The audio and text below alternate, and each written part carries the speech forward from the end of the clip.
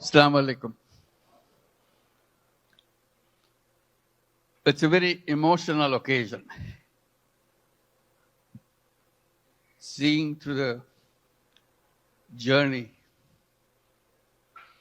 that Bangladesh has gone through.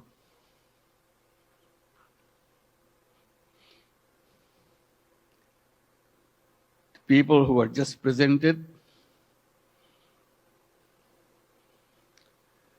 they are the heroes of Bangladesh.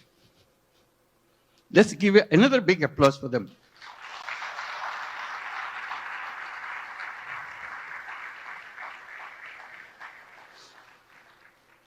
Another standing ovation for our new citizen, 𝐃𝐚𝐢𝐧𝐢𝐤.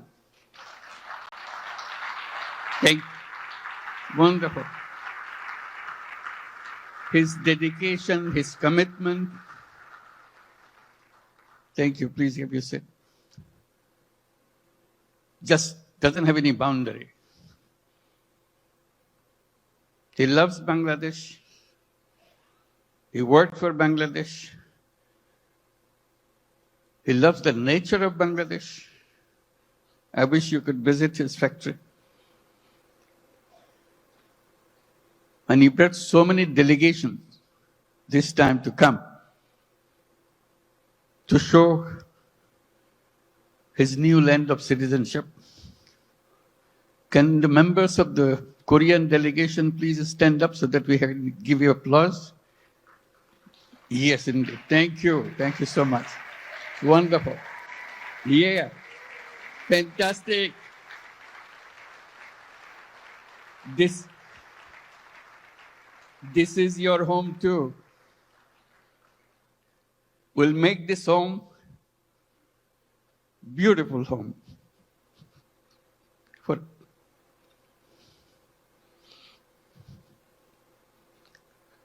seeing them today,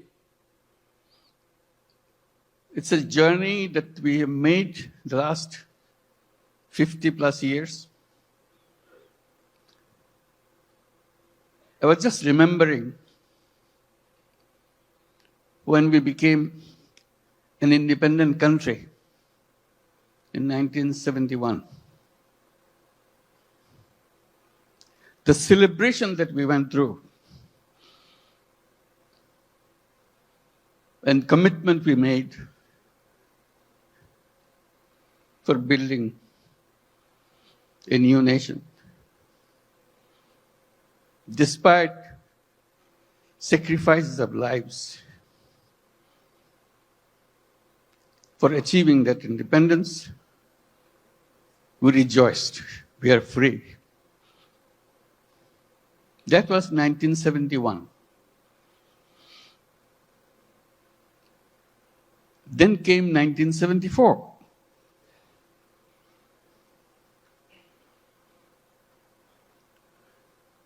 Today we are talking about 180 million people.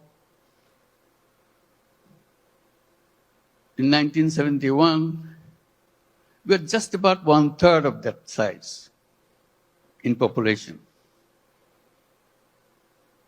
Still the same country. 74 is a year that we cannot forget.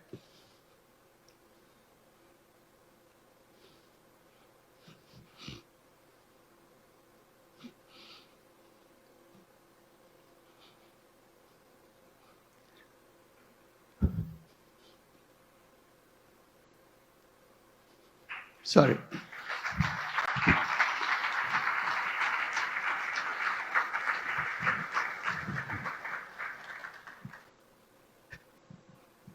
Sorry, my words. I cannot bring my word.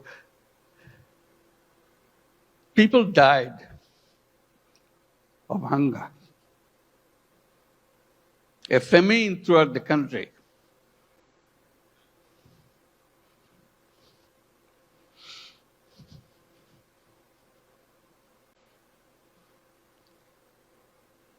One and a half million people died.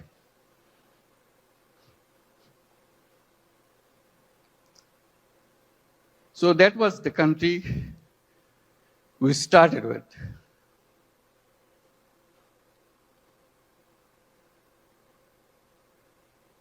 We used to grow one crop. We didn't know any other way.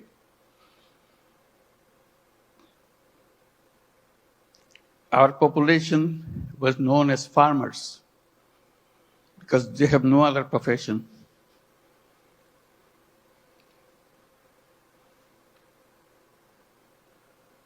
And of them,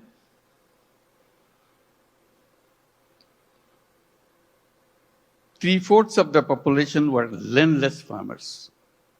They had no land.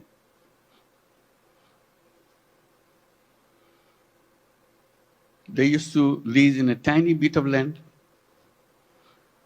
from the people who had little bit of land to make a living by one crop. If you heard the word dirt poor,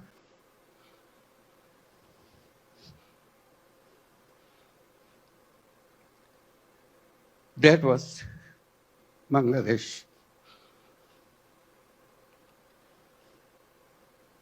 Very difficult life. So if you take that journey from 1974 to 2025, it's an amazing journey. Here we're talking about all these big industries and so on, and inviting you for so many countries to set up more industries. We're talking about the big market, talking about the big, intelligent young population.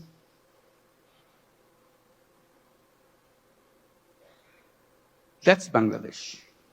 Came a long way in a very short time.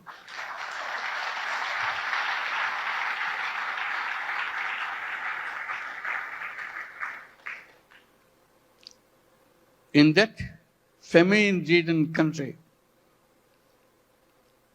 one little initiative came just to relieve the burden of watching what's going on.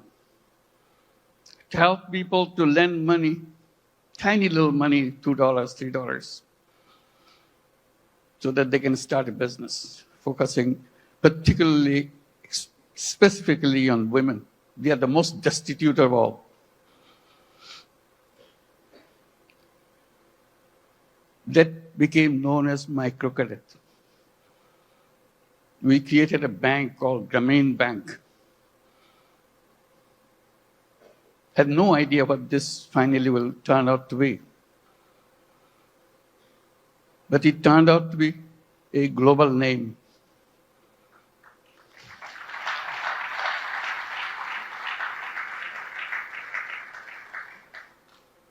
Because no matter which country you are,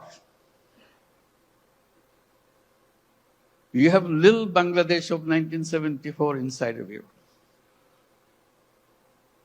You don't recognize it. You hide it by giving public money to them. So I always raise the voice. Giving public money to poor people is no solution at all. Solution is creating the structure, framework, which can unleash the energy of the people. And microcredit was just a small effort of that.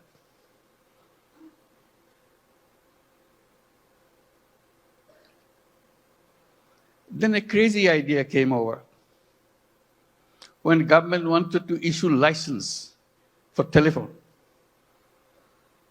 We had nothing to do with telephone. We didn't have any telephone in the country. Few telephone in the cities. Most of them don't work.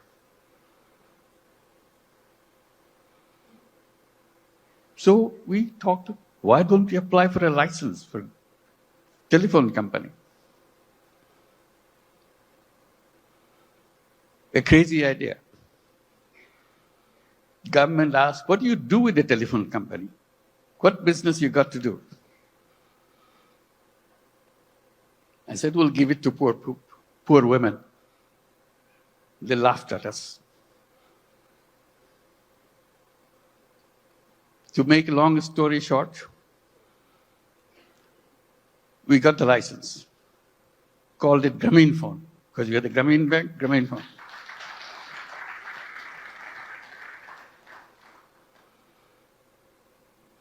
Nobody wants to partner with us because we have no knowledge, nothing.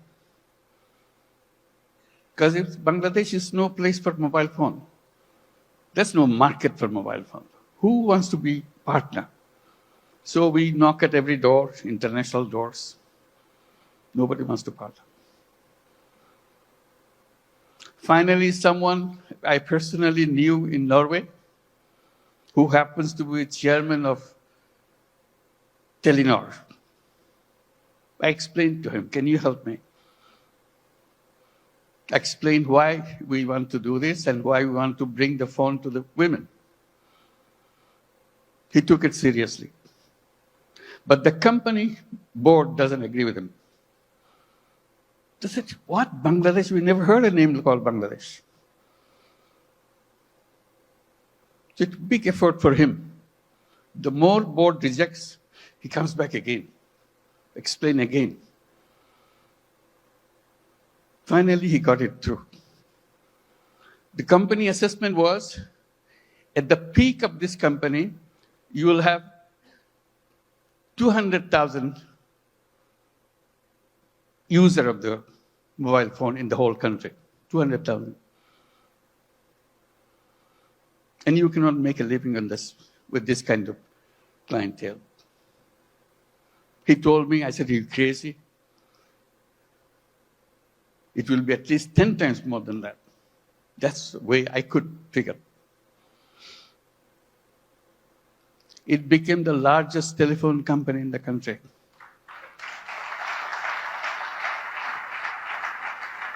And women were the recipient of those telephone handsets. To turn them into what we call telephone ladies, sell the telephone service of the company. Men cannot apply, men cannot get the phone.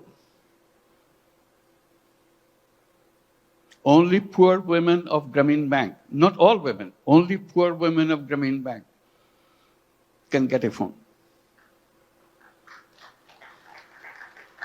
Totally illiterate, has nothing to do, doesn't even know what a phone is. We train them. They started selling the service, saying, if you want to make a phone call to your son in the Middle East, in the meantime, Middle East saga began. So people wanted to talk. It became a roaring business. Soon, 100,000 women selling telephone service all over Bangladesh. It became so popular, everybody wanted to have a phone. Changed the whole company. At that time, there are other companies coming up around the world. They were focusing on their cities. The newspapers were covering us, not them. It became well known. So they started copying. For the first time, the idea came, phone have some use in the villages. They had no idea at all. The telephone has any meaning in the villages. They're always concentrated on the cities. Telephone industry globally changed.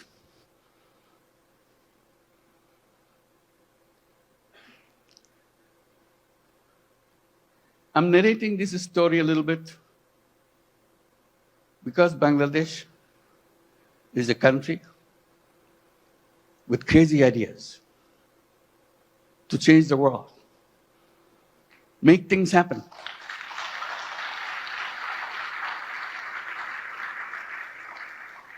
Everyone you saw on the stage receiving the award has a very powerful, crazy ideas and made them happen. So we invite you to join that crowd. Not only change Bangladesh by your business, change the world.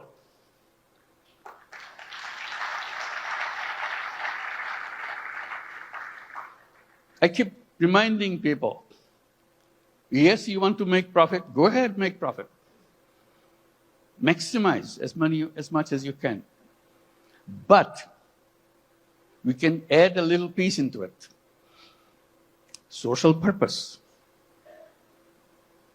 You don't have to get disrupted by that. It's something that you can do, you have fun. Like many of you do already. So if you want to make a business with a purpose, along with the business that we do, Bangladesh is the place.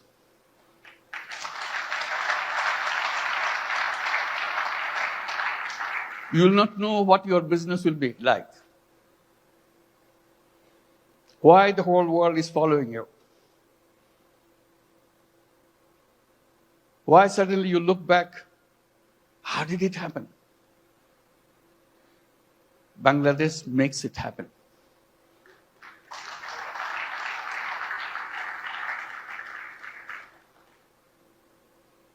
Always people explain how happy you got, you make money, we show the bottom line, fantastic thing. I try to add a little bit to that by saying making money is happiness, definitely, of course. But making other people happy is a super happiness.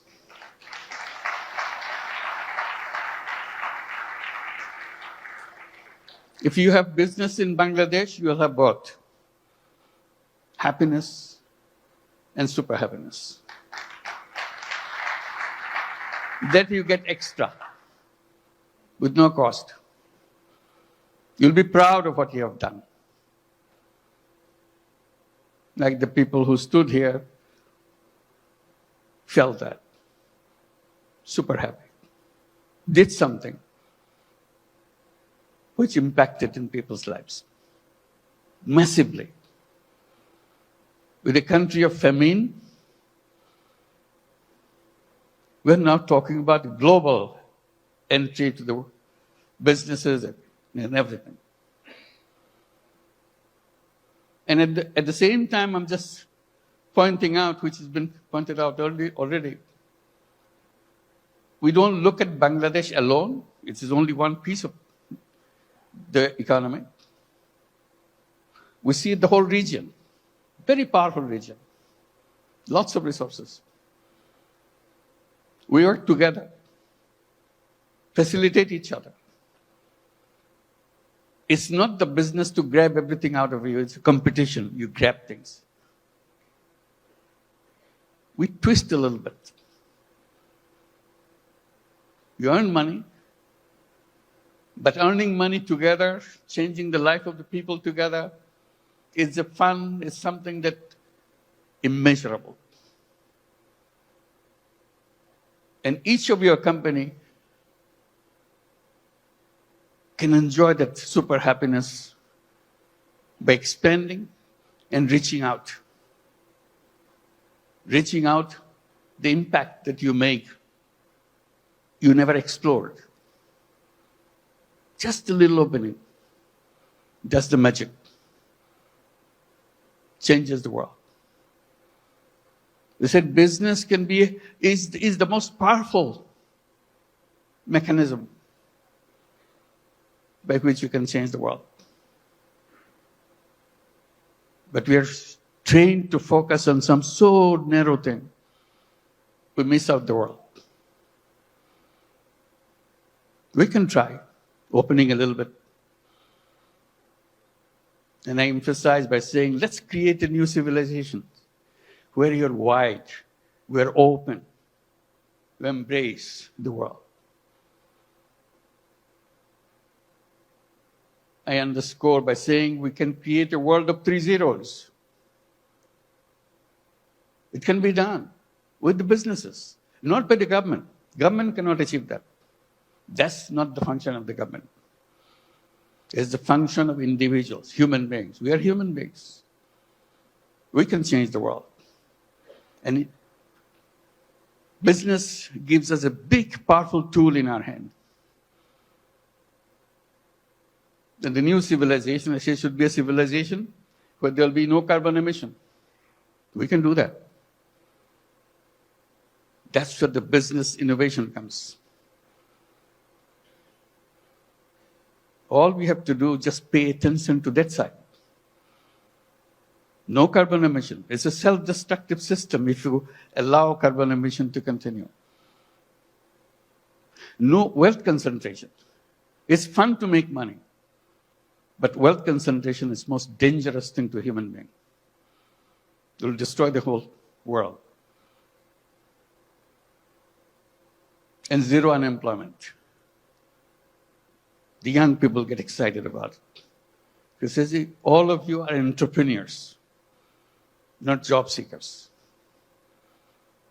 Think like an entrepreneur. Make things happen. And Bangladesh is a place to see that. How suddenly people, we are known as farmers. We're a country of farmers, landless farmers. We didn't have any land, much land, little. Only in the 70s, early 60s maybe, 60s, some crazy young guys from the universities dared to enter into something which is happening in the country because of business interest of other countries, garment industry. They said, why not us? That was the beginning of the garment industry in Bangladesh, those crazy young guys. All the first generation, some of them are already here, came out of that generation. And now moving into the second generation, you heard Naseem, the second generation entrepreneur. That's our history. In 2 generations, second generation is just the beginning. It's still the first generation going on. Topon is here too, I saw him. Where are you? Second generation, I'm sure. So that's the journey of generations. Now, what's the third generation coming up? Are we prepared for that? That's a challenge to all of us. And we talk about second generation, we have to talk third generation a little bigger. Boys and girls. Somehow, in entrepreneurship in the past, women left out. We have some, but very few. But women are as creative, as entrepreneur as anybody else.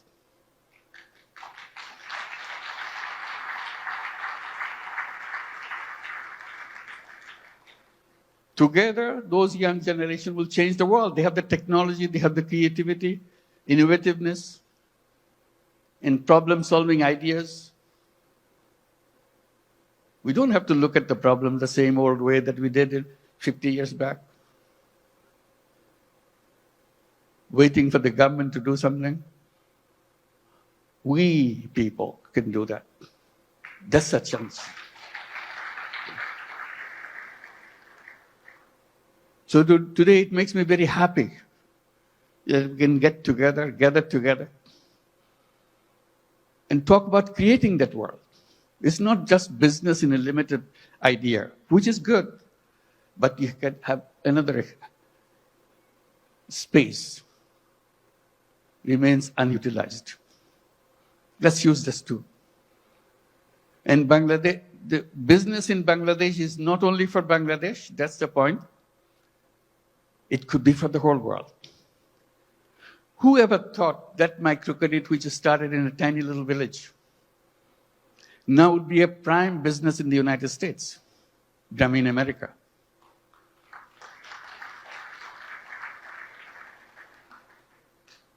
Millions of women take money from Grameen America. Loan size in the American terms, less than $1,000. Imagine. needing less than $1,000 in the United States. Such a hassle, such an impossible thing. They get so grateful that somebody gives them, usually $500, $600. Now the whole gummy in America became annually about $2 billion a year. In the next 4 years, it will be $5 billion a year. It's growing very fast. So little things. In that sense, Bangladesh ground is very fertile. You put a little bit of seed, it becomes global.